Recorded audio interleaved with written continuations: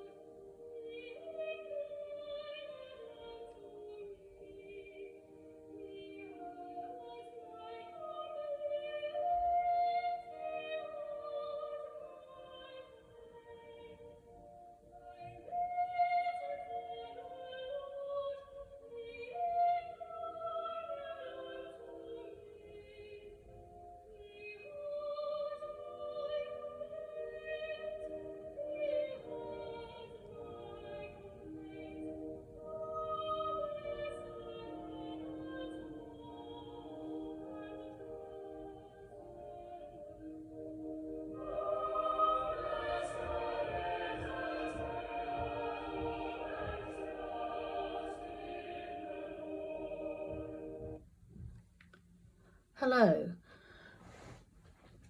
The last two Psalms before Psalm 40, we see David getting more and more unhappy. He's not a young man anymore. He's a very old man, and he is very ill at ease with his own failings. He's tired of his own personality. He's tired of his own failings. He says that his iniquities are just too heavy for him, and there be no soundness in his body. His whole body is falling apart. His wounds are festering, and his strength is just failing. By the time we get to Psalm 39, he is just so miserable. He's so unhappy. He wants to muzzle his mouth, because he feels that if he could stop himself speaking, then maybe he wouldn't sin.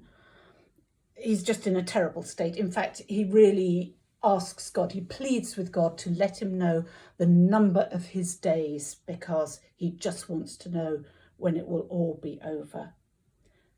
Then we get to Psalm 40. I waited patiently for the Lord. He inclined to me and heard my cry. He drew me up from the desolate pit, out of the miry bog, and set my foot upon a rock, making my steps secure. He put a new song in my mouth, a song of praise to our God. Many will see and fear and put their trust in the Lord. Happy are those who make the Lord their trust.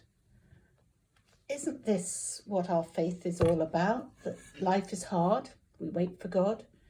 He comes to us, and he already knows what our situation is and what our problems are and what our failings are and what our personality is. He already knows that.